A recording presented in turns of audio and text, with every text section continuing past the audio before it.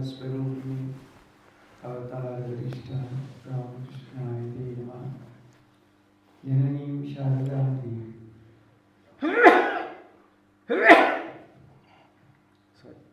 Ramakrishna Jagadguru Padapatmi Tayosritva Pranamami Mahormuhu Namastri Dhirajaya Vivekananda Suri Satchit Sukha Swarupaya Swami Taparani.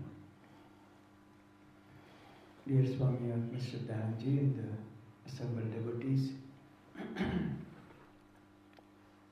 so we are here for a 3-day spiritual retreat. Swami Krishna always used to talk about Nirjan Vas, Ekant Vas, staying alone. There was one question Master Marsha. Here, of course, it was a very arduous journey for him. But he saw repeatedly, right before his eyes, Sri Ramakrishna getting into Samadhi and such extraordinary states of spiritual consciousness.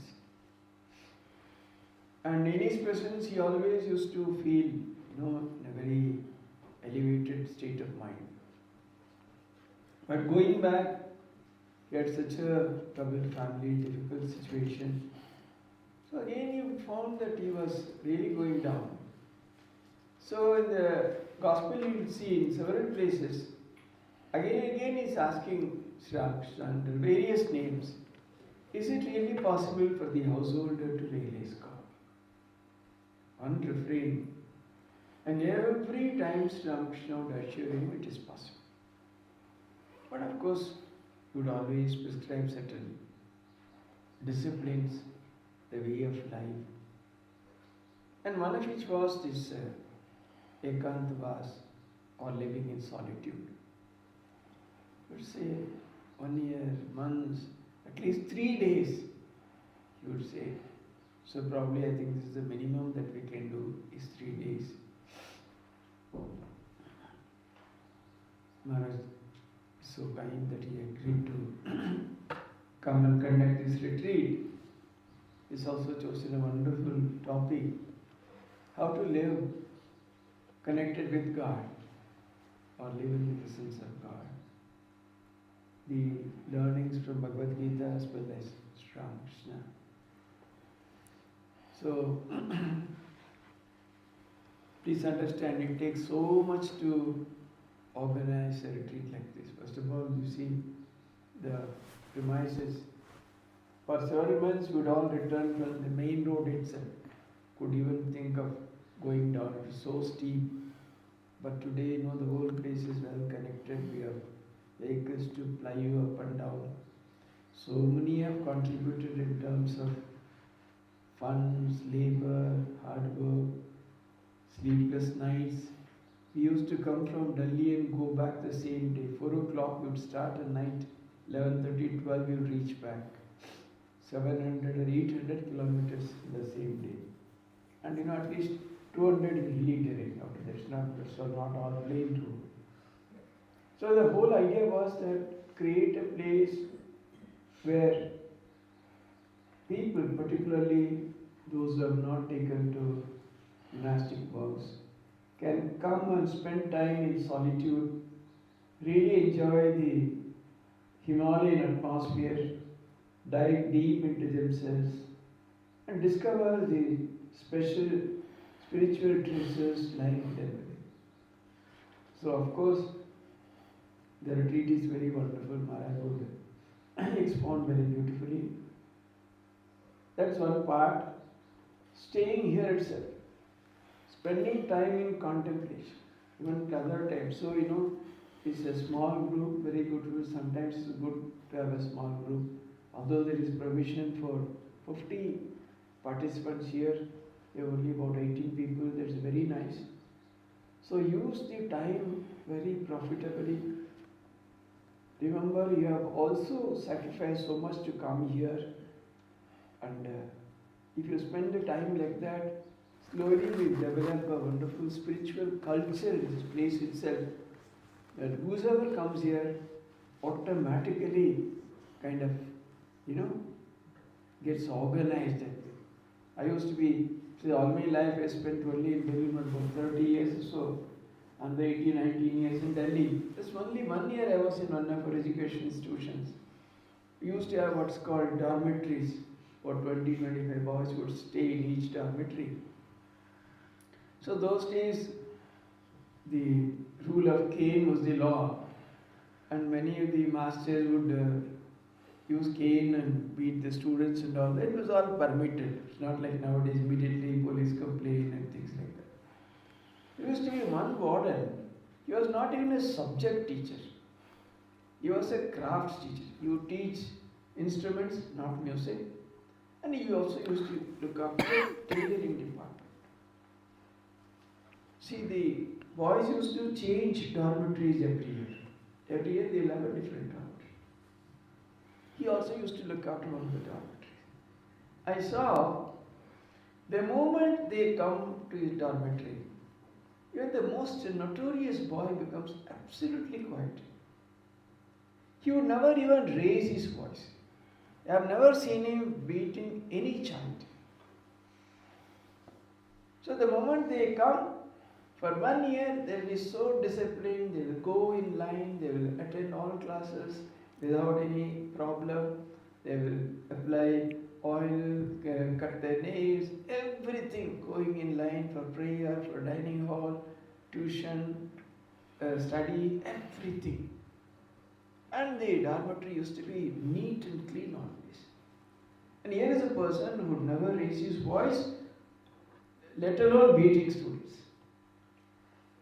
Because the culture had got so established, the moment they go to Manoranjan Dada's ward, they have to be disciplined. That we can establish like that the moment they come to Sharda Tapovan, they would kind of become extremely quiet, inward, spending their time in contemplation, meditation, reading such books. You can also take long walks at daytime, plenty of space. You are right on the sitting on the lap of Himalaya, so to say. Of course, we usually select a theme, and the same Swamiji takes two sessions a day, 3 days. Only the last session, maybe you can share your feelings and then you can offer Maharaj to pranam. I also wanted to attend all these sessions, but tomorrow after lunch I have to go back because some 5-6 Swamis are coming on Sunday. I have to be there. So I once again thank Maharajji for so kindly agreeing to be with us for 4 days. And I also thank all of you for coming. But I once again beseech all of you to make best use of this wonderful opportunity. Now we are asking people, sending mails. After some days, it will be impossible to get accommodation here. For example, in Mayapati, I think only once in a year you are allowed to come. That too, when there are a lot of restrictions. But here now, because it's new, it's easier. So make the best of the opportunity that is come your way.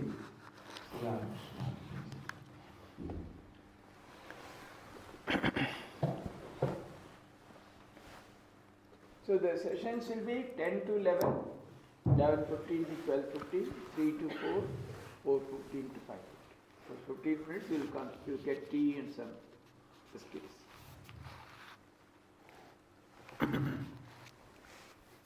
So thank you very much, Maharaj, for your nice introduction.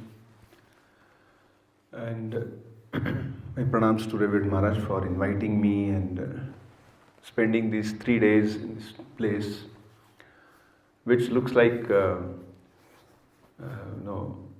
like an oasis.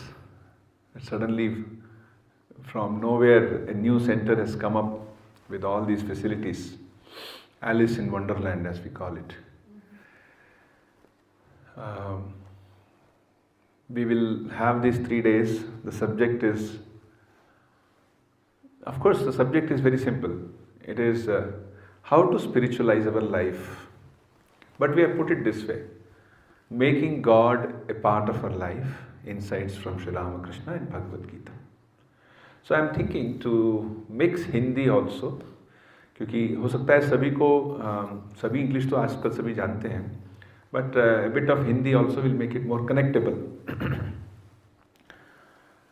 Today is the first day, so I like to begin with a Mangalacharan, which means a little more Sanskrit shlokas than the other days. But every day morning I like to begin with the Mangalacharan. बाकी जो 3 classes होती हैं, that we will not have many chanting. But this will be around 3-4 minutes of chanting. I shall chant, you can just listen to it. Because it is said that before you begin anything, especially in our Indian Sanatana Dharma culture, we always invoke the presence of God, presence of Mangalacharan. Mangal Shabd जो है वो Swami Bhuteshanand ji once in one of his teachings he said that Mangala means आगे जाओ, to go forward. It is wishing all the things, let it happen. Good things should it happen. Mangalacharan. So I'll begin with that. Om Gam Ganeshaya Namaha. Om Sahana Bhavatu. Sahano Bhunaktu. Sahabhiryam Karavavahai. Tejasvinavadhitamastu ma vidvishavahai. Om Shanti Shanti Shanti. Asato ma sadgamaya. Tamaso ma jyotirgamaya. Mrityurma amritam gamaya. Yo brahmanam vidadhati purvam. Yo vai vedascha prahinoti tasmai. Tamhadevam atmabuddhi prakasham. Mukshurvai sharanamaham prapadye. Om Jananim Saradam Devim Ramakrishnam Jagadgurum Padapadme Tayo Shritva Pranamami Muhurmuhu Namashri Yatirajaya Vivekananda Suraye Satchit Sukhaswarupaya Swamine Tapaharine Vasudeva Sutam Devam Kamsachanuramardanam Devaki Paramanandam Krishnam Vande Jagadgurum. Om Sarve Bhavantu Sukhinaha Sarve Santu Niramaya Sarve Bhadrani Pashyantu Ma Kaschid Dukkha Bhag Bhave.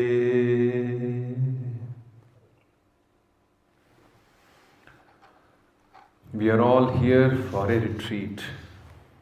हम सब यहाँ हिंदी में सामान्यतः we call it आध्यात्मिक शिविर. That is how, especially in Maharashtra and Chhattisgarh area, where Hindi is more used, वहाँ पे ज़्यादा यूज़ करते हैं ये शब्द. So what is a retreat? Retreat होता क्या है? अभी महाराज ने कहा कि going to solitude. In Bhagavad Gita, Arati Jana Samsadi it comes. मतलब जन समसदी जहाँ बहुत ज़्यादा लोग हो, अरति उसमें कोई इंटरेस्ट नहीं, which means going to a place where there are less number of people. वहाँ पे like-minded spiritual people, they are there. That is where one thing which is expected, that you are going for a retreat. Years ago, there used to be one disciple of Swami Shivanandaji Maharaj. His name was Swami Somanathanji. He was head of our Mysore ashrama for nearly 3 or 4 decades. वो अक्सर हमारे यहाँ एक retreat होती है वहाँ पे मैसूर में, वहाँ पे पूरा एक इंस्टीट्यूशन है इसके लिए, Ramakrishna Institute of Moral and Spiritual Education. They have set up for that. So he used to often explain what is retreat. He said, suppose you see a person who is you go and watch a cricket match. So in cricket match, you see there is a person standing with a bat. Just he is ready for the batting. And the bowler comes, he comes up to the wicket, but he doesn't bowl there. He goes back. तो ये क्या हुआ? पीछे क्यों चले गए? He had come to bowling. But as he goes back, After a certain walking, he turns and gains speed, comes with a great running, and that speed he transfers into the ball, and the ball goes as he has planned.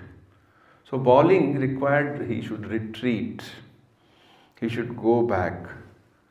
From there to gain force, to gain strength, which he does it, he expresses it in the form of that ball or bowling.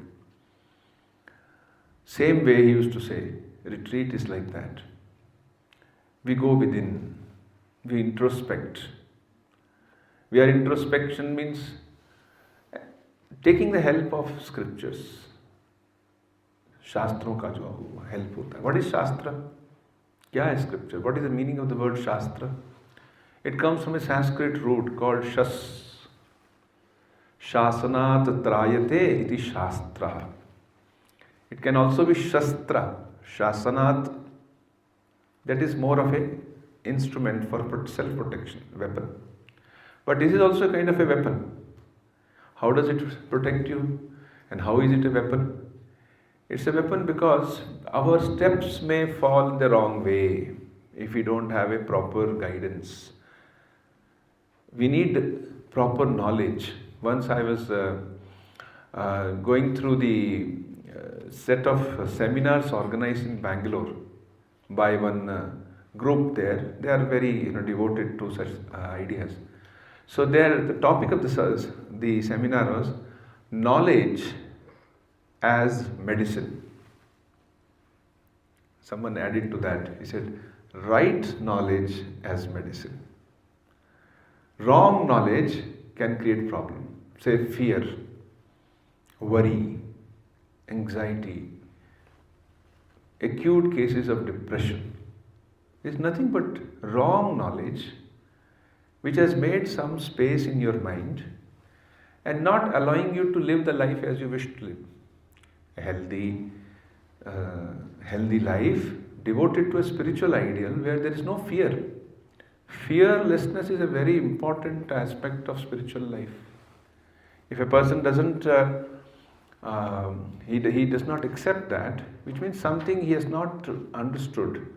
Sri Ramakrishna, Swami Vivekananda, Ma Sarada, in their teachings, that is what we are going to discuss today and the remaining classes that will follow.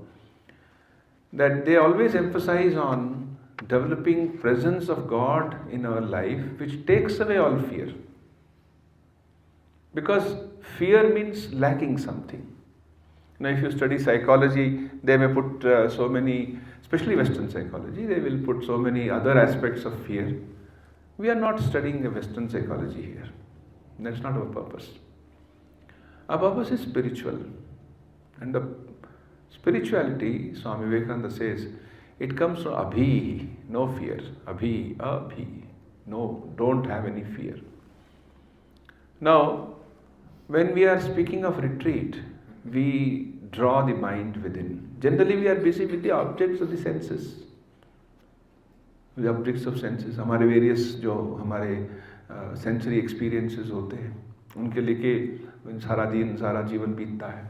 That sometimes you have to come out of that and examine what is the purpose of life, or more specifically, what is the purpose of human life. Sri Ramakrishna Dev very clearly says, which is actually a reiteration but with great emphasis from the scriptures. What is that? The purpose of human life is God realization. So we'll understand this subject of God realization, how it is the purpose. We'll go about it as we follow this next classes, couple of classes that we have. So the purpose of human life, it may not be the life itself. See, the purpose of, let's say, an animal may not be God realization. He is busy with some basic activities. Ahara, nidra, bhayamaithunam cha. He wants to eat, that is, eating is one of the important aspects of our animal life. Ahara, nidra, bhayam. He is afraid of in the chain of animals, there is always a predator and somebody who is a victim. So he has to be always afraid, even to drink water peacefully for let's say, a deer. It's not very easy. While drinking, suddenly the crocodile may catch him or some other animal may catch. So there is fear in everything in the animal life. And Maithunam, it is continuing its progeny. So these four things are common to an animal. But for human beings, that's not the purpose of life. He has risen to another level. He has come to, as one writer has nicely said it, he has forever come out of the animal way of looking at things. Now he has developed intellect. He has been endowed with certain faculties and certain things which are specifically human. And this human life will find its fulfillment not in fulfilling only its material needs.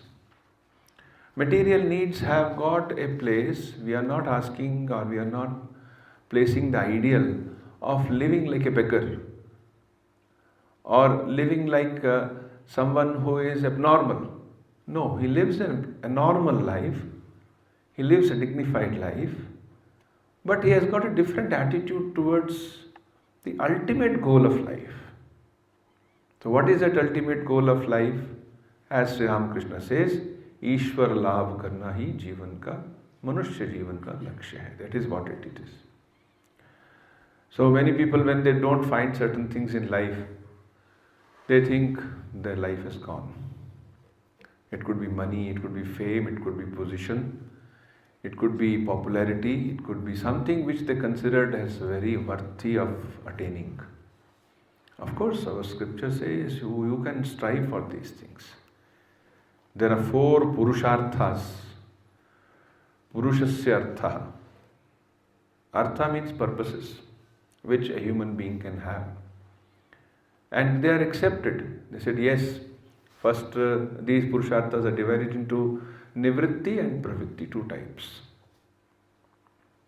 Pravritti is when a person is pravritt ho raha hai, kisi ki taraf ja raha hai, he is going towards what? Going towards the world of senses, world of sensory experiences, world of ego, world of fulfillment. This is known as artha and kama. Pehle jo 2 purusharth hai, that's called artha and kama. But very interestingly, artha and kama are not always, these 4 purusharthas are not counted with that. They are always called dharma, artha, kama, moksha. Why? Because dharma is placed at the beginning.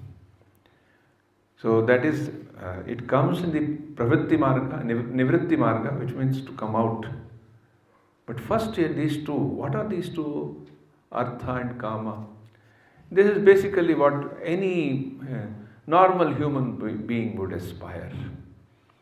And Sri Adi Shankaracharya ji, in his Kathopanishad Bhashya, Shankaracharya ji wrote Bhashya on 10 main Upanishads, आज से 1600 साल पहले. And on that, one of them, he makes it very clear. He says that this desire to rise from very low level of living to a higher level of living, Abhyudaya, is one of the things which every living being has. So we try to rise. Suppose somebody has less money, he wants to have more money. He thinks now money will bring him whatever dreams of happiness that he is having. And it does bring to some level. Similarly, if he has less position, he wants to climb up the ladder of hierarchy and get more higher position. And he goes on getting fame for his achievements, for his accomplishments, or whatever he is having. And our scripture says this together, it is artha and kama, for bodily happiness as well as happiness for our ego, that together make what is known as success in life. And success in life, which means there is power, there is money, there is other material things a person wants to have or should have, that is acceptable. Dharma viruddho kamosmi, Bharatarshava says Sri Krishna in the Bhagavad Gita. I am that kama, that ichcha, kama means ichcha, in human beings, which is not against dharma, which means it's accepted by dharma. Dharma says, yes, you can have that. But he says it's not the ultimate or highest ideal. And until one reaches that ultimate ideal, he ultimately tries to find that which will, after which nothing else to be got. Until then, his life will not be completely full of happiness. In fact, in the Shvetashvatara Upanishad, we find this beautiful statement there. The Rishi says, Yatha charmavat akasham vyeshtayanti namanava. Just as suppose you have akash. Now, akash does not mean jo upar wala akash hai, wohi nahi. Any space, inside space, in space inside this room, space outside this room, space within our own body, space beyond the campus in which we live, all is called akasha. Just as you can't take akasha and roll it up like a charmavat akasham veshayanti. You cannot roll akasha. अब आकाश तो कोई piece of paper तो है नहीं. It's not a piece of charmavat. Charmavat means like leather. It's not something which can be rolled. Just as it is not possible to roll akasha, in the same way, he says that, Rishi says, Devam avijnaya, by not knowing Devam, Devam means the divine self within, you will not attain the ultimate happiness in life. And this has been told to us by our Rishi Parampara from thousands of years. We are sitting here in the Himalayas. Himalayas has been blessed with the rishis. We often in the day-to-day life, वो तो बहुत वो हो के चला गया, हिमालय में चला गया, वहाँ ऋषि रहते हैं. So this has been blessed with rishis. So what is that rishis? What is their message? Rishis down to the present times, thousands of years. This is one message they have tried to give us. That the purpose of human life is that we should slowly train ourselves. We should bring that understanding in our mind that the ultimate goal is not earning or accumulation of money only for one's selfish being. You can have it, you can have the money with you. And Sri Ramakrishna's gospel, we find that he though he speaks not in favor of accumulation of money or having only bodily pleasures, but he says that you can definitely have money for doing good to others. So the purpose of money should be set right. So what the purpose is, that we have to slowly purify the mind. Purify the mind. Whenever we say this sentence कि भगवान लाभ या ईश्वर लाभ हमारे जीवन का लक्ष्य है, that is what the human beings are born for. ठीक है, but what does it practically mean? कि purpose क्या है? तो what is the lakshya? What is the purpose? What is the artha? Artha also Sanskrit means purpose. Because artha means it is very much related to the means. And if the means are not related to the artha, then means will not lead to any place. आप जैसे इसके पास कोई आदर्श ना हो, there is no goal, no ultimate thing to go to. You get into an auto rickshaw, you want to go somewhere, you go to an auto rickshaw and says, चलो. The first thing he will ask you, कहाँ जाना है? So what is the goal? This is the goal. So without that, आपको अगर मिल भी जाए, or suppose somebody is बोलता है मैं तो बहुत अभी आध्यात्मिक जीवन जीने का प्रयास कर रहा हूँ, मैं तो जप करता हूँ, मैं ध्यान करता हूँ, मैं कभी कभी वो कहते हैं मैं ये चीज़ नहीं खाता, वो चीज़ नहीं खाता. All right, but what's the purpose? So the purpose is, when we say God realization, it means, it comes along with it, it means purification of the chitta ki pavitrata. it is not that we are just believers. कुछ लोग हैं ना believers. They be I believe in God. I believe in some transcendental truth. Yes, very good. You have started on a right track. But don't be just a believer. You should become a practitioner. There are many people who are believers. We also come across people who say, हमने तो रामकृष्ण देव की teaching पढ़ी, हमने भगवत गीता पढ़ी है, या हमने किसी और महान जेन्युइन संत जी का उनका जीवन सब पढ़ा है. And we believe in it. But if you look in closely into their lives, they are yet not brought it into their practice. It's only, caged up in their intellect. So from intellect it must come down to our heart. When it comes to our heart, Swami Vivekananda, somebody was asked him, so how does it happen? This whole process of God realization or putting the highest ideal in life. Then he quotes from the Bible. He says, when the heart is full, the mouth speaketh. The heart is full, the mouth speaketh. And then further he says, and the hand worketh also. We try to put into practice. Once we are filled, we are convinced of this. So traditionally, जब भी हम बात करते हैं कि हाँ एक व्यक्ति आध्यात्मिक एक सत्संग में गए हैं या फिर एक रिट्रीट में गए हैं, तो क्या करते हैं? पहले श्रवणम. They carefully listen. Shravanam is not just hearing, it is careful listening. Because hearing could be that my ears are open, there is no flap to the ear. But whether I am really paying attention to what I am hearing. There is a problem with students in the classes. Today it has become more viral because more distractions are there. So they may not be listening with great concentration. Hindi में बड़ा अच्छा शब्द use करते हैं, बड़े मनोयोग से सुन नहीं रहे. मनोयोग, मन is this way and they are here sitting. So Shravanam is listening with interest, listening with care, trying to understand.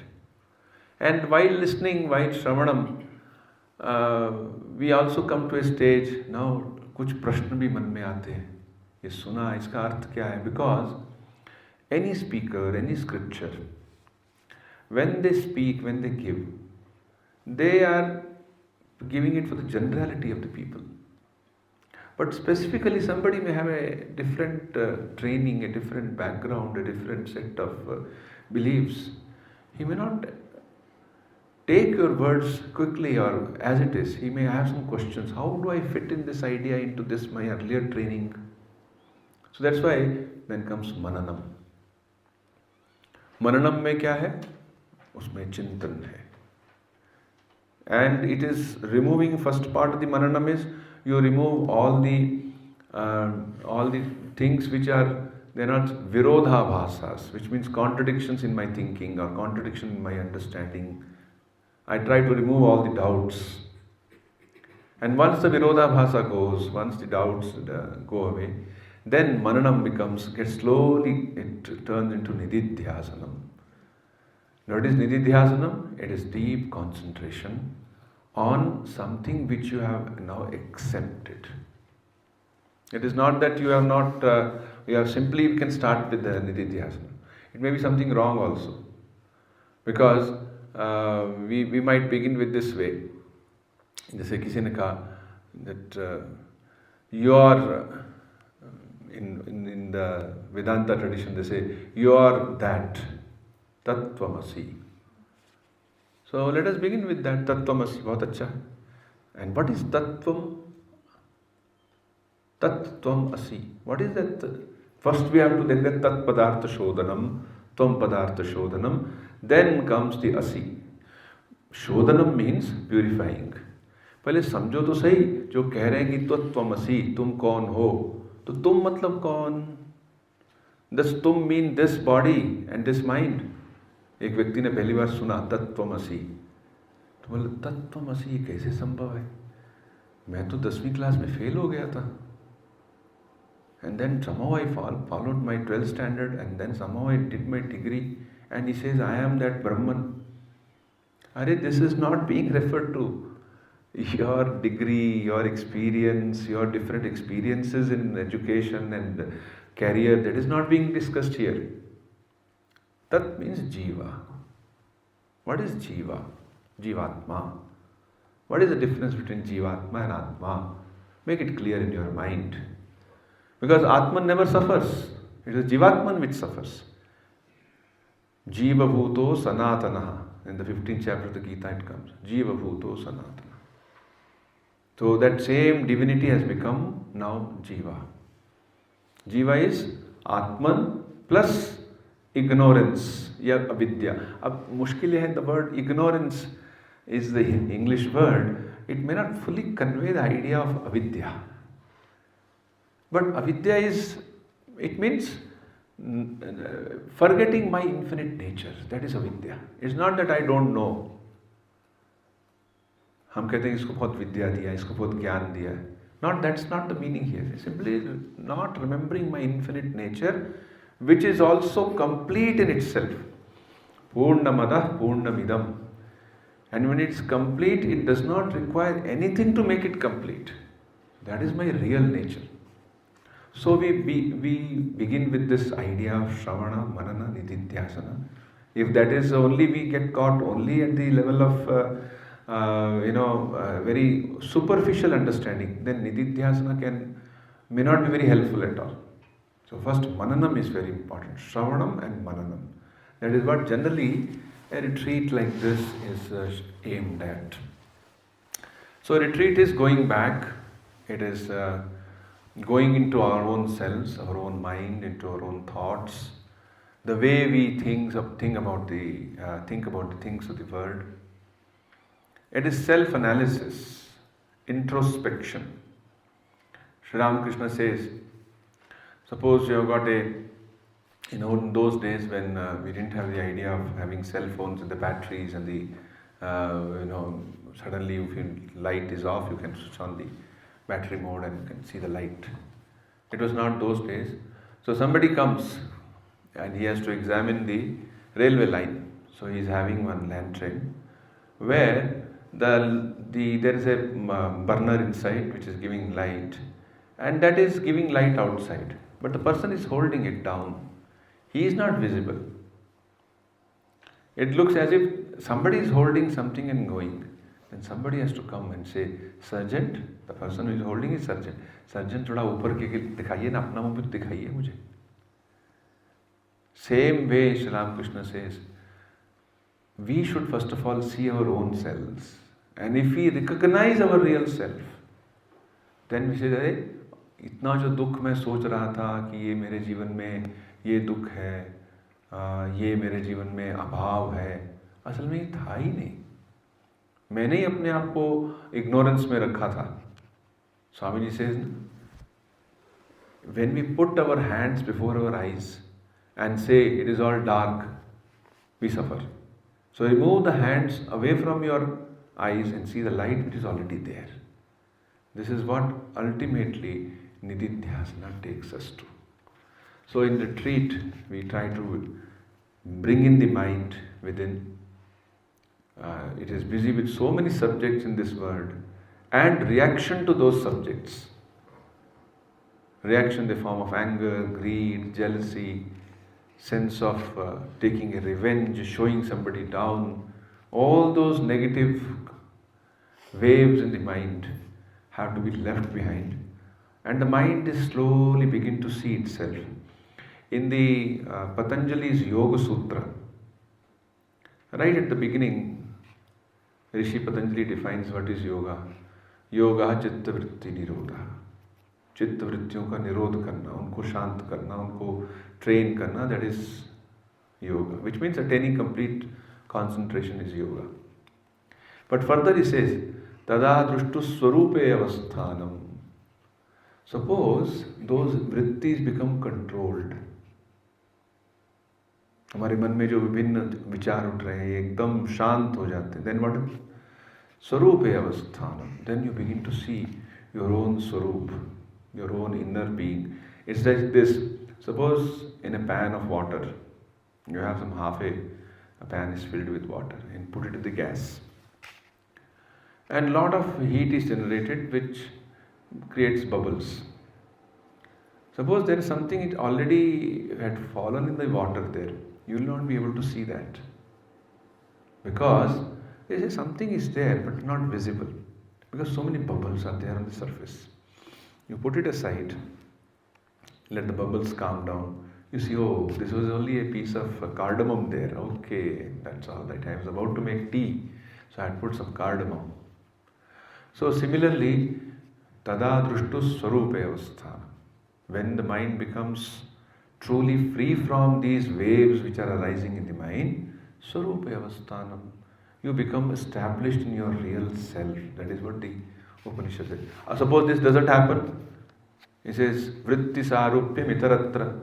Suppose you are one with the vrittis. कभी मैं बहुत गुस्से वाला बन जाता हूँ because वृत्ति is गुस्से वाली, और घृणा वाली वृत्ति, कोई भी वृत्ति हो सकती. I become one with that vritti. And I think I am that vritti. I am not able to see my real self. So the ultimate purpose is real self. One very, very important point here I like to point out.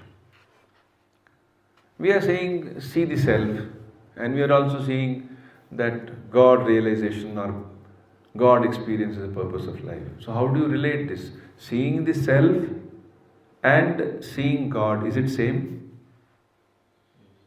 Yes. This is one very basic thing in our tradition.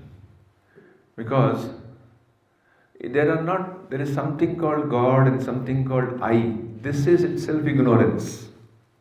There is only one reality, which has kind of divided itself into various realities. Why it did, we don't know. There was one disciple of Holy Mother, Swami Virajanji Maharaj. He has a beautiful book, Paramartha Prasanga, Towards the Goal Supreme. In one of his teachings there, he says, वो कौन सा एक मनुष्य time था जब उस ब्रह्मन ने सोचा कि मैं एक हूँ और मैं बहुत बन जाऊँ. What was that inauspicious time when that Brahman said, I am one, ekoham bahushyama, let me become many. मतलब हम सब जो है, ultimately if you remove all the avidya, we are all one with that Brahman. कभी उसमें difference हुआ ही नहीं था, but something happened. Why it happened, how it happened, why that desire came into the mind of Brahman, we have no idea. What was the purpose? But the point is, suppose I have no idea, so what should I do? The reality or the experience of misery is there. All of us we know. We have misery. How to now come out of that misery? Do we really have misery? Some people say, I don't have any misery, I am quite doing well. You may not have any misery, right? But you study very, very nature of this life. There are limitations within this nature. Say, the Yoga Sutra says, Sarvam Dukkham Vivekina. One who has got Viveka, he is able to see what is at the end of this rope. Sarvam Dukkham Vivekina. It's not emphasizing on Dukkha. It's not saying that you should be meditating on Dukkha.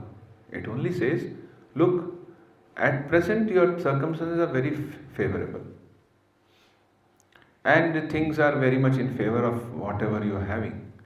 But ultimately, a little change in circumstances here and there can bring the dukkha. भगवान बुद्ध से किसी ने पूछा था. There was a person in the Buddha Charitra, it comes, his name is Malukya Das. So Malukya Das was a doubting person. All the time he will doubt. He will ask, why is it like that? So he asked Bhagavan Buddha about it. That you say avidya, you say dukkham, you say sarvam dukkham, and you say that there's, what is it all? How was it all started? I am not finding any convincing answer. Then Bhagavan Buddha says, look, Suppose you go to the battlefield, and there you are shot with an arrow on your chest, and there are some paramedic. He comes running and says, "Oh, this person has been shot. Let me first help him." He wants to take the arrow from your chest. You say, "Wait, wait, wait, wait! Don't take it. I want to find out first of all who shot it and what was his jati, and what did he get a training in shooting, or but just like he shot it?" He says, "What do you think? What will happen?" He says, "He will not survive to get all these answers." The same way. He says, if I go into the philosophical discussion of everything that is happening around me, I may not get all the answers. But one reality which we all face is the reality of the world around us. There are limitations, there is inherent some form of dukkha which comes in. I remember one of the teachers of philosophy, one Malayali lady, she once told a group of she said, look, the Indian philosophical system begins with this idea that there is dukkha, but it doesn't end with it. The purpose is not to emphasize dukkha, dukkha, dukkha, dukkha. The purpose is to find out that which is the basis of sukha and dukkha both. What is behind that? And that is the joyful Atman within. Or the very nature of God which is full of happiness. You look at Sri Ramakrishna. Look at his pictures. He's so full of joy. Joy of spirituality. Yeah? There's a little book also by one of the earlier Swamijis from Delhi. It was Swami Buddhananda Ji Maharaj. He wrote a small booklet. I don't think it is now in circulation. It's called The Joy of Spirituality. It was based on a long article which he had written in another book called Saving Challenges of Religion. Now, he says, we are always talking of dukkha. That's not the purpose of spiritual practices. It is only an awareness, an underlying awareness. And finally, coming to that, finding a thing beyond this situations, circumstances, which create sukha dukkha, and discovering our real nature. There is a purpose of introspection. Which side are we going? What is the purpose of all my decisions? What I am ultimately seeking? In Sri Ramakrishna's words, he said, we are all seeking to find our real natures, or we are all trying to find eternal happiness. Ananta Sukh. What is that Ananta Sukh? Can it be found at the physical level? Physical level it can be found only Sant, not Anant. Anytime this Sukha it may lose its direction. Suddenly a person is doing very well, suddenly the news comes, no, he is now having a malignancy. Chalo, he has to undergo so many treatments. Can body become immortal? Aaj tak to nahi bana. Body has its beginning, you keep it healthy as long as you can, and then one day you drop it off. That is what the nature of this body is. No one has been able to make, chalo, bahut lamba ji liya. You might live for a very long time. You might live for, let's say, maybe 1,000 years. After that? So this was the question which was, or this was the offer, or this was the temptation given to Nachiketa in the Kathopanishad. He wanted to know what about Atma. Nachiketa, young boy, chota ladka jo bahut hi choti umar ka hai. He wants to know the nature of Atman. He goes to Yamaraja. And there this question is asked. So he says, some people say, after death there is Atman. Some people say there is nothing. This is one question we are asking even now also, that time also. So when he wanted to know the answer, he says, the Yamaraja asked him, look, it's a very difficult question. Devai ratrapi mohitaha Even big devatas can't understand this very subtle reality of God. But yes, if you want, first of all, he did not tell him if you want. He said, better don't ask for it. I'll give you all these things. One of the things which he offered, a temptation, was a long life, dirghayu. This, he said, I'll give you a lot of property, I'll give you a lot of things to enjoy, I'll give you bhumed mahadayatanam cha. I'll give you a big, huge land, maybe I'll give you 20,000 acres. But still, and he offered him hiranmayam ashwan, all the golden horses. All this he offered, and Nachiketa said no. He had such viveka, such power of discernment. He could see through all and say, whatever you say is okay, but then this will one day end. You are not making me immortal. When this understanding came, and then Yamaraja said, yes, now you are really fit for meditation, fit for that knowledge, then he starts giving him knowledge. So let us all understand that we have, now it's 11 o'clock, nearing 11 o'clock, we'll have 1 hour, 45 minutes class. Is it 45 minutes class or 1 hour? 1 hour. So 11 o'clock we'll have questions. So I would say at the end of every session, even in between also, but better to have it at the end of the session. Any question, any query, any discussion which you want to take up, please feel free to do that. So for today, whatever we have spoken till now, if you have any queries, please. Just one point, you just said that while explaining Jivatma versus Atma, you said Jivatma with something. What is that? Avidya. Atma with avidya. Now what is avidya? Atma with avidya. Yeah, what is avidya? That also we'll go further. So Atma with avidya means they say 17 or 19 things. If you count them, 17 or 19 things. What are they? Will be strange. They are, how we call them as avidya, but we don't think they are avidya. एक तो है 5 ज्ञानेंद्रिय and 5 कर्मेंद्रिय, 10. Because they are all very limited in their perception, in their work. That is why they are avidya. In the Brahma Sutra it comes, my eye cannot see, my eye cannot hear. My ears cannot see. They have their area of operation. Beyond that they cannot go. That is why they are called avidya. So 5 jnanendriyas, 5 karmendriyas. Similarly, pancha prana, the basic prana shakti in us, working in 5 different ways, it is called the pancha pranas. Like eating or breathing in, breathing out, it's all called, inclusive of that is pancha prana. Then comes more subtler things, which is mind. So mind is further made it like mind is there, ego is there, and chitta shakti is there, where all things are memory, where all things are kept, not only of this life, but all lives. Antakarana. Antakarana, chaturvidha antakarana, all the 4 things are there. And sense of ego, sense of I. So these together are called the avidya. So how this avidya was born, we don't know. It is born, but and it has become associated with Atman, with our divine nature.